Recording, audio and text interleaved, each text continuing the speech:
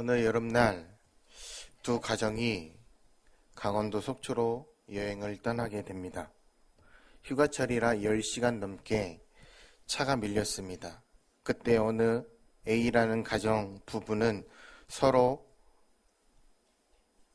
남편하고 부인하고 서로 나누어 운전을 하며 그 지루한 시간을 잘 활용했습니다. 미리 준비한 테이프로 찬송가도 듣고 그리고 설교도 듣고 기도하고 준비한 간식을 나눠 먹기도 하고 끝말 이어가기도 하고 또 엄마 아빠의 옛날 이야기도 하고 아이들이 책을 읽은 얘기도 하다 보니까 지루한 줄 모르게 10시간을 어느새 목적지까지 잘 도착할 수 있었습니다. 그러나 반면에 B라는 가정은 남편이 혼자 10시간을 운전했습니다. 길이 너무 막히자 남편이 짜증을 내며 불평을 했습니다. 기름도 안 나는 나라에 웬 차가 이렇게 많은지 모르겠어. 그리고 아내에게도 짜증을 냈습니다. 이러니까 내가 휴가철 지나고 휴가 가자고 했잖아. 그때 아내가 미안한 표정을 하며 혼자 고생 많이 하네요. 피곤하면 잠시 길가에 차를 세우고 쉬었다 가면 좋지 않겠어요. 얘들아 아빠 고생하지? 아빠 어깨라도 주물러 드려라 하고 하면서 기분을 맞춰주면 좋을 텐데 아내도 거기서 남편에게 짜증을 냈습니다. 혼자 운전하느라고 운전 좀 한다고 뭘 그렇게 유세를 떠냐고 아내가 남편에게 이야기를 합니다. 그리고 1년에 한 번 휴가 가는데 기분 좋게 가면 어디가 힘드냐고 이렇게 또 이야기를 합니다. 결국 이 B라는 가정의 여행은 지옥 여행이 되었습니다. 중요한 것은 환경이 아니라 마음입니다. 똑같은 환경에서도 마음만 잘 붙잡고 있으면 천국이 펼쳐지지만 마음을 잘못 쓰면 그 마음이 지옥이 된다는 것입니다. 지금도 사단은 수많은 사람과 사건과 사기를 통해 우리의 마음과 영혼을 흔들려고 합니다. 그때 우리가 불평하고 원망하고 또한 우리가 그것에 낙심하고 있다면 그것은 사단의 전략에 말려드는 것입니다. 그러므로 우리는 언제나 넉넉한 마음으로 그리고 믿음으로 우리의 소중한 영혼을 지켜나갈 수 있어야 합니다. 첫째로 뱀으로부터 영혼을 지키는 방법입니다.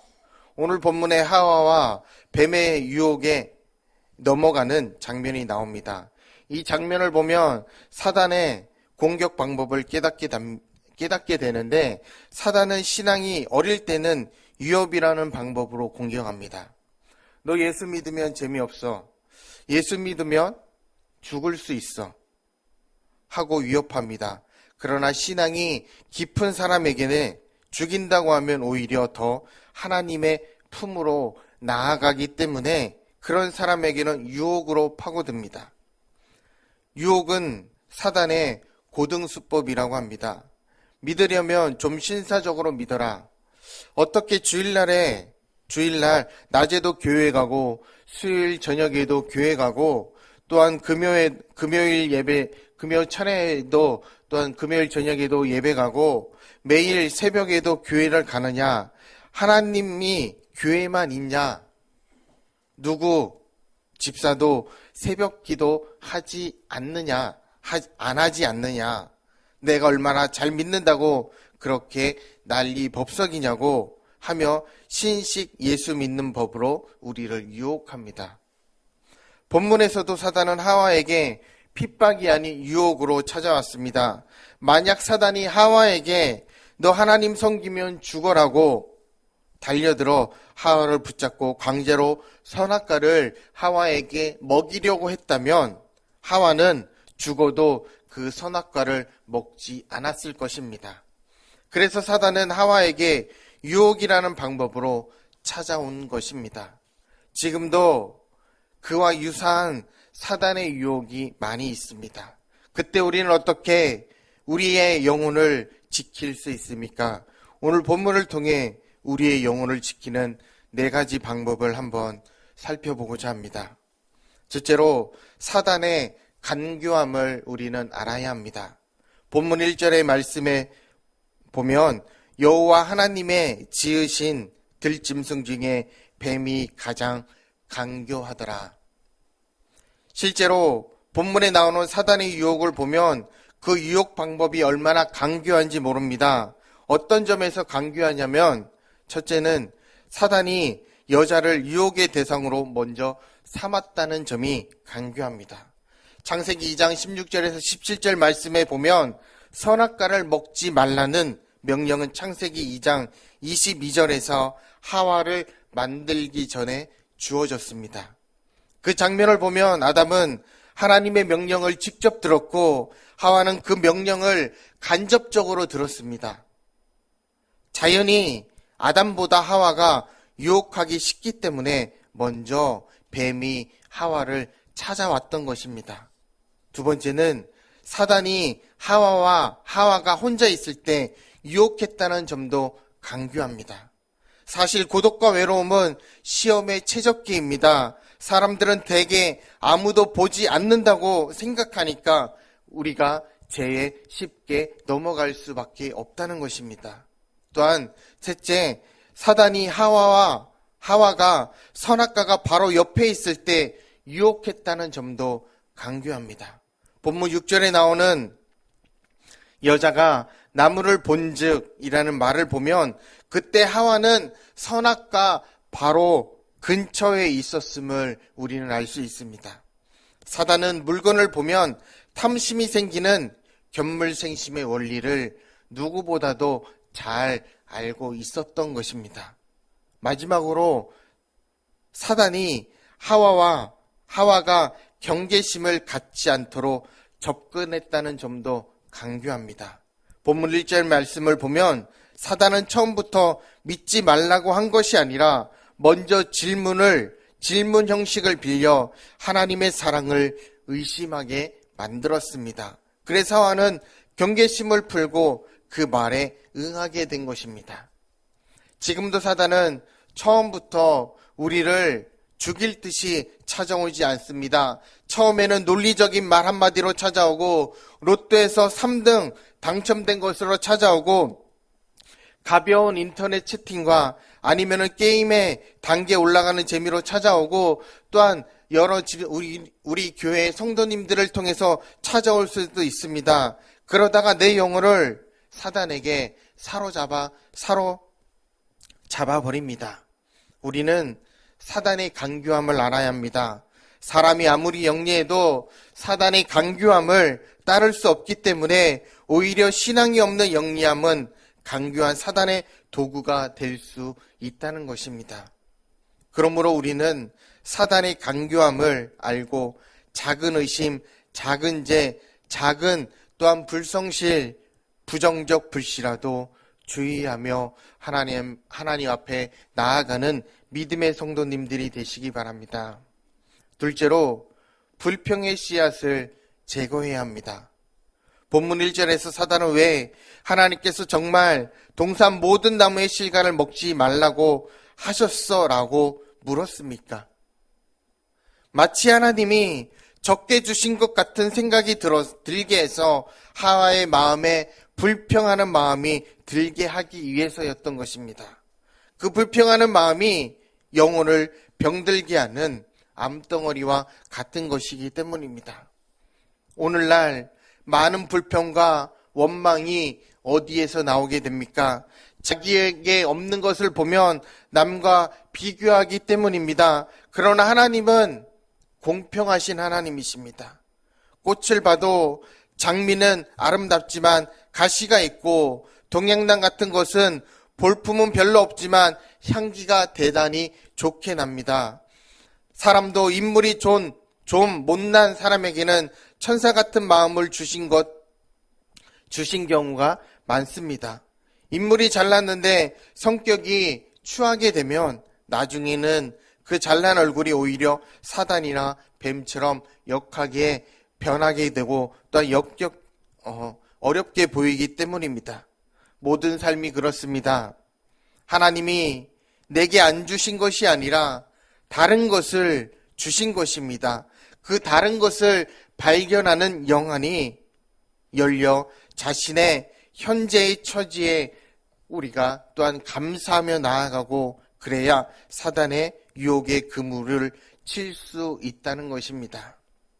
셋째로 유혹의 자리로 우리는 가지 말아야 합니다. 본문에서 하와가 뱀의 유혹에 걸렸다는 것은 그녀가 선악과 근처에 서성거렸기 때문입니다. 사실 하나님께서 선악과를 먹지 말라고 했다면 아예 선악과 근처에는 가지도 말아야 했습니다. 그런데 자기 믿음을 과신하고 선악과 주의를 배회하다가 사단의 덫에 걸리고 말았습니다. 우리는 아무리 믿음이 좋아도 유혹의 자리는 힘써 가지 말고 유혹의 물건을 힘써 쳐다보지 말고 어디에 있고 무엇을 보느냐에 따라서 우리의 인생이 하나님을 향한 마음이 될 수 있고 하나님을 향하지 않는 마음이 될 수 있다는 것을 오늘 본문을 통해 알 수 있습니다. 특히 선악과는 먹음직도 하고 보암직도 하고 탐스럽게 생긴 것이었습니다. 눈에 보이는 것에 현혹되어 망한 사람이 얼마나 많이 있습니까? 어느 날 한 사람이 죽어 저승사자 앞에 서게 됩니다. 저승사자가 그 사람에게 물었습니다. 천당에 갈래? 아니면은 지옥에 갈래? 그는 감격했습니다. 왜 감격했냐면은 자기는 당연히 예수님을 믿지 않았기 때문에 지옥에 갈 줄 알았는데 자기에게 천국에 갈래, 지옥에 갈래 선택권을 주다니 그는 감격하면서 부탁했습니다. 천당과 지옥을 한 번만 구경시켜 주실 수 있냐고. 그러자 곧 천당과 지옥에 관한 영상이 인터넷으로 보였습니다. 먼저 천당을 보니까 사람들이 모여서 찬송하고 또한 사람들이 모여서 기도하고 하나님 높이는 이야기만 했습니다. 그것이 따분해 보였습니다. 그런데 지옥을 보니까 화려한 카지노도 있었고 1억짜리 칩이 생각한 대로 주어지고 또한 사람들도 많이 있었고 고급 양주를 마음껏 마실 수 있었습니다. 그가 말했습니다. 전 아무래도 지옥 체질인 것 같습니다. 그리고 지옥으로 갔습니다. 그런데 주위를 둘러보니까 교회를 다니지 않는 사람은 하나같이 누구나 할 것 없이 지옥을 선택했습니다. 결국 지옥에 갔는데 가자마자 뜨거운 불길이 쏟아지더니 사방에서 비명소리가 들려오기 시작했습니다. 사람들이 이구동성으로 아니 아까 그 장면은 어떻게 된 것입니까? 화려한 불빛 또한 카지노, 양주 그런 것들은 어떻게 된 거냐고 항의하자 저승사자가 말했습니다. 아까 그곳은 관광비자로 잠깐 들르는 것이고 영주권자는 평생 이 맛을 봐야 한다고 했습니다. 우리 눈에 보암직한 것은 내 영혼을 삼키는 미끼가 될 수 있습니다. 그러므로 나쁜 것이 보이는 자리는 피하고 특별히 혼자 있는 것을 주의해야 합니다. 사람은 혼자 있을 때 어떻게 하느냐에 따라 그 사람의 인간성이 드러납니다. 사람은 아무도 보는 사람이 없다고 할 때 얼마나 잘 넘어지는지 모릅니다. 그러므로 특별한 목적이 아니면 혼자 고립되어 있지 말아야 합니다. 요새 자녀 교육 때문에 장기간 부부가 떨어져 있는 경우가 많이 있습니다. 그런 모습을 보면 사단이 신이 나서 아마 춤을 출지도 모릅니다. 그것은 작은 것을 얻고 큰 것을 잃어버리는 행위이기도 합니다. 하와가 아담으로부터 떨어지니까 뱀이 찾아왔고 그처럼 좋은 곳에서 떨어지면 반드시 나쁜 것이 찾아오게 됩니다. 그러므로 우리는 예배하고 또한 기도하는 자리에 힘써 찾되 춤추는 자리, 도박하는 자리, 술 먹는 자리, 일상생활에서 인터넷을 통해서든 이상 얘기를 하는 자리를 피해야 한다는 것입니다. 또한 입과 귀를 우리는 잘 지켜야 합니다. 본문 말씀을 보면 말이 참 중요하다는 사실을 다시 한번 깨닫게 됩니다. 사단이 하와에게 하나님이 정말 동산에 있는 모든 나무의 실과를 먹지 말라고 했어라고 물으니까 하와가 어떻게 대답합니까? 본문 3절 말씀을 보십시오. 동산 중앙이 있는 나무의 실과는 하나님의 말씀에 너희는 먹지도 말고 만지지도 말라 너희가 죽을까 하노라 하셨느니라. 이 하와의 말과 창세기 2장 17절에 나오는 하나님의 명령을 비교해 보면 하와는 두 가지 잘못을 저질렀습니다. 하나는 하나님의 말씀에 자기 말을 더하는 잘못이고, 창세기 2장 17절에서는 하나님은 먹지 말라고 하셨는데 하와는 먹지도 말고 만지지도 말라고 하나님 말씀에 자기 말을 더했습니다. 또 하나는 하나님을 말씀을 빼는 잘못입니다. 창세기 2장 17절에서는 하나님은 선악과를 먹으면 정령 죽으리라고 하셨는데 하와는 죽을까 하노라고 하고 하나님의 말씀을 일부분 뺐습니다. 오늘날 하나님 말씀 앞에 자기 말을 하는 사람이 더 많지는 않습니까? 바로 신비주의입니다. 그들은 무슨 계시를 받았다고 하고 자기 말을 더합니다. 반면에 하나님의 말씀을 자꾸 빼려는 사람이 있고 바로 자유주의자입니다. 인간의 이성으로 하나님의 말씀의 일부분을 빼서 합리화시키려고도 합니다. 이 두 가지 모두가 사람의 영혼에 얼마나 위험한 요소가 되는지 모릅니다. 그러므로 말씀을 많이 듣는 것도 중요하지만 말씀을 분별하는 것이 더욱더 중요합니다. 왜냐하면 성경을 보면 때로 사단도 하나님의 말씀을 인용하는 경우가 있기 때문입니다. 그리고 때로는 사단의 말이 더 그럴듯하게 들리기 때문입니다. 본문 4절 5절의 말씀을 한번 같이 읽겠습니다. 오늘 본문 4절 5절입니다. 뱀이 여자에게 이르되 너희가 결코 죽지 아니하리라. 너희가 그것을 먹는 날에는 너희 눈이 밝아져 하나님과 같이 되어 선악을 알 줄 하나님이 아심이니라. 뱀이 여자에게 이르되 결코 죽지 아니하리라. 너희가 그것을 먹는 날에는 너희 눈이 밝아 하나님과 같이 되어 선악을 알 줄 하나님이 아심이니라.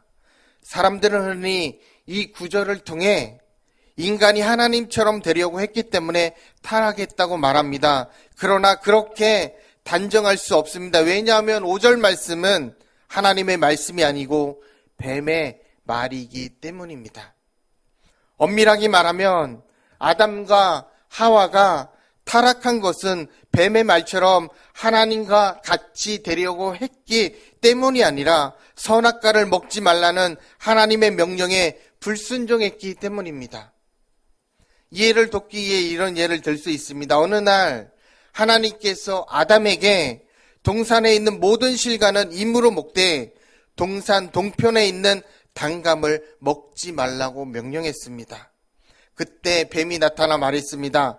내가 단감을 먹으면 쾌락을 알게 되어 기분이 끝내주게 좋아질 거야. 기분이 좋아질 거야. 그래서 단감을 먹고 타락했다면 무엇 때문에 타락했습니까? 쾌락을 맛보려고 했기 때문이 아니라 단감을 먹지 말라는 하나님의 명령에 불순종했기 때문입니다. 그리고 본문 5절 말씀을 보면 뱀은 하나님께서 사람이 하나님과 같이 되는 것을 지극히 싫어하는 분이라는 뉘앙스로 말하는데, 사실상 사람이 하나님과 같이 되는 것은 오히려 하나님께서 가장 원하시는 것일 수도 있습니다. 믿는 사람들의 최대 목표는 무엇입니까? 그것은 그리스도와 같이 되는 것을 우리는 가장 하나님께서 좋아하십니다. 창세기 1장 26절 말씀에 보면 하나님은 사람을 하나님의 형상을 따라 하나님의 모양대로 지으셨습니다. 또한 창세기 2장 7절 말씀을 보면 하나님은 흙으로 사람을 지으시고 그 코에 하나님의 생기를 불어 넣으셨습니다.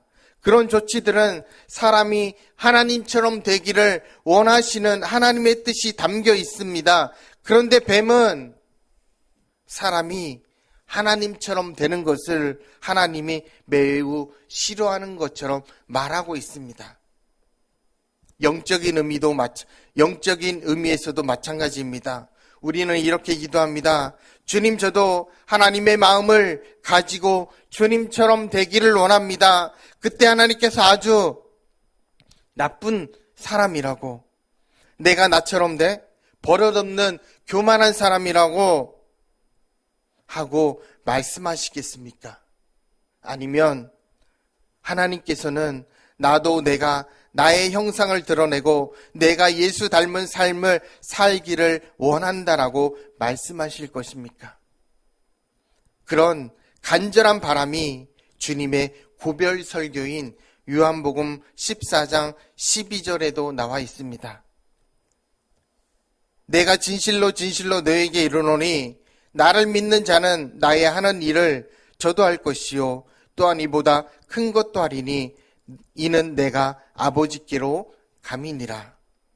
우리가 주님이 하는 일도 하고 또한 주님보다 더 큰 일도 할 수 있다는 것은 상상이 가지 않는 엄청난 말이기도 합니다. 성경에 다른 것은 다 믿어져도 이 사실만은 믿어지지 않을 것 같습니다. 그래도 주님의 말씀이니까 우리는 그 말씀을 믿어야 합니다. 그만큼 주님은 우리가 주님을 닮기를 원하고 계신 것입니다.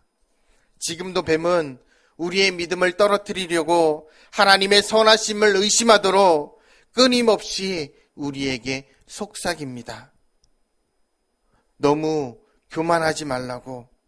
산을 옮기는 믿음이란 하나의 비유일 뿐인데 내게 무슨 능력이 있다고 주님처럼 행동하지 말라고.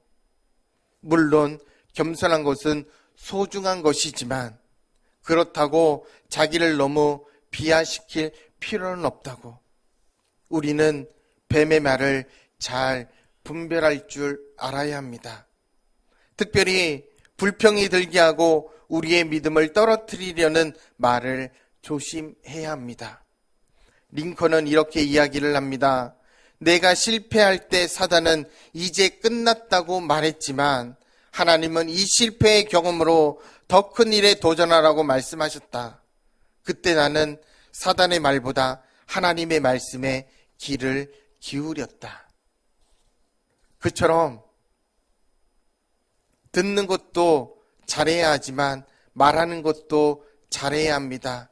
하나님께서는 사람에게 특별히 언어의 능력을 주셨고 그 능력으로 하나님을 찬송하고 하나님을 위해 기도하고 이웃을 위해 기도하고 또한 감사하고 서로 사랑하며 서로 격려하며 서로 발전시키며 살라는 하나님의 뜻입니다.